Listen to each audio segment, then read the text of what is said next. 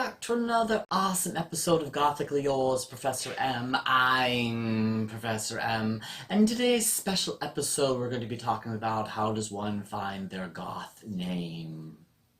A little bit of AKA soul searching. Today I'm joined with my family members, Cedric and David, and I know there's a lot of goths out there that would love to have some of these. So without further ado, finding your goth name. Join me. So, here today, brothers and sisters, you've gathered around to find out the meat of my sermon. Well, today I'm going to be talking about how does one find their goth name. Lo and behold, as a baby bat, I searched long and through many of the desert to find out my goth name. No, I just went under my regular name for many, many years.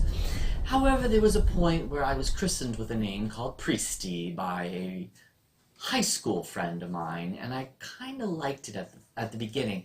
But then I realized that was not 100% me. It was given to me. So where does one find their goth name? One needs to search within themselves. Deep inside of you, you will find, hidden away, the name that you will christen thyself with. How does one do that? Search inside. The soul searching deep inside of yourselves will find the goth name that you are looking at. And where does one start? With a plethora of different sources. Now I have made a compiled list in front of me of different places where one could create a name. But let's start off with mine, Professor M. How does one get that name?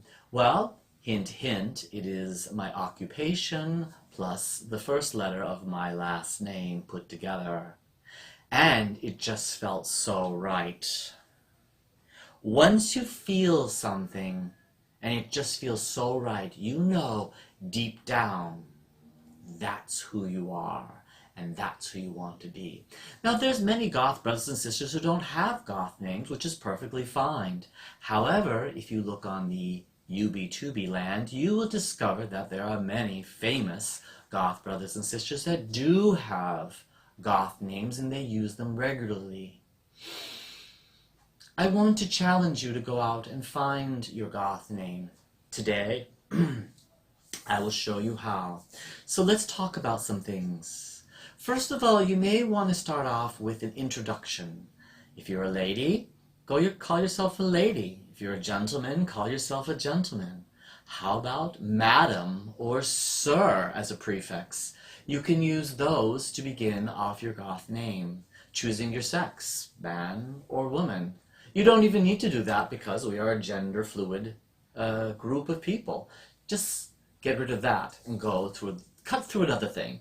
Anyways, go and find a prefix that you like, or a beginning first name. Here is a list of different places to look for things I'm having down here. I usually want to ask people to search for colors first. Look at all the gothic colors out there. Black, red, scarlet, violet, silver, midnight blue, for all you care. You could use one of those names and then put it together with something. Lady Midnight Blue, there you go. Or how about Sir Black something? You know, you can use the entities to build different things. So let's look at some things. How about planets? Well, here is a whole entire range of different planets. Mercury, Saturn, and Jupiter, and Mars always to be very popular within this realm. Elements, different elements like silver, mercury, tin, copper, zinc. What other things are out there? Alchemy, look at different alchemic signs. You can find them. Choosing different elements that work together, fusing different words together, putting together different elements. You usually want to have a first name and a last name. Looking at your occupations, looking at things that you love. Say you like vampires, okay, and you like, say, flowers. Now I have a list of different flowers over here. Roses, orchids, love lies bleeding. You can put those together and create a new entity. Look at things like adjectives. Here's a list. Spooky, dark, enchanted, gloomy, ghastly, peculiar, macabre, dreadful, strange, and bizarre. Interesting, huh?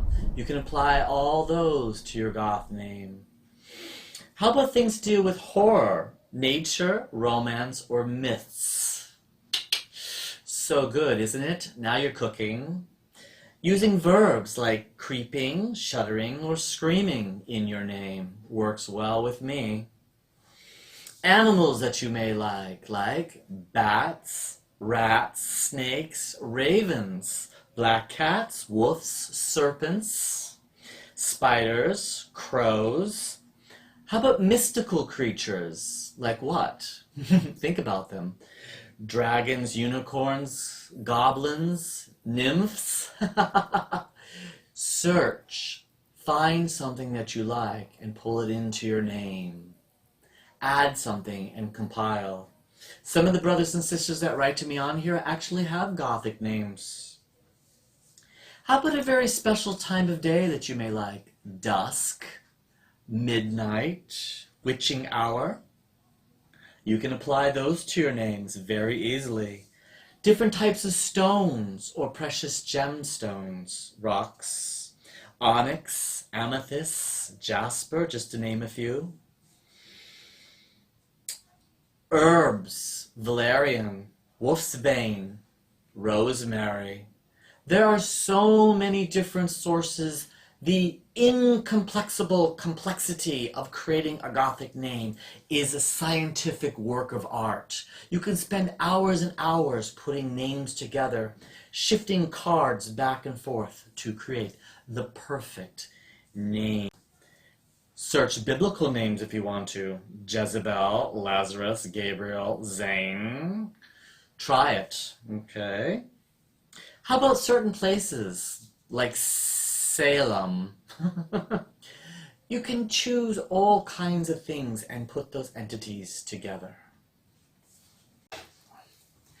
A very important thing for me to share is within the Goth world, you don't need to have a first, a middle, and a last name. You could choose just a first name and christen yourself with that, and that's just fine. But make sure it has that infinite name that stands out, something that speaks to you deep inside and can stand alone.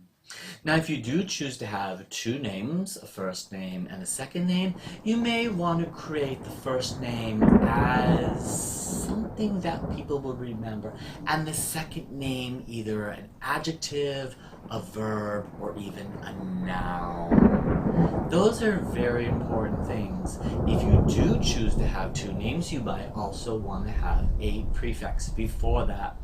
Something like, again, Sir, Madam, Lady, or Gentleman. Or if you're really into mischief, you can use the word Master. So, I hope that this very special episode of Gothically Yours has been something to keep you on the edge of your seat and help you find your direction onto where to go to get your Gothic name. Well, boys, do you think I've given enough information in this lecture? They agree with me. Well, with that being said, and I will stop right here. Oh, before I go, something is in the works. I wanted to make a very special Goth family tree video culminating and showing off the 46 different known branches of Goths today.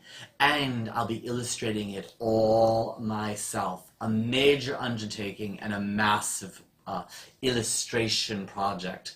As a designer, I can do anything with an artistic license. Well, with that being said, I bid you all a wonderful evening. Gothically Yours Professor M.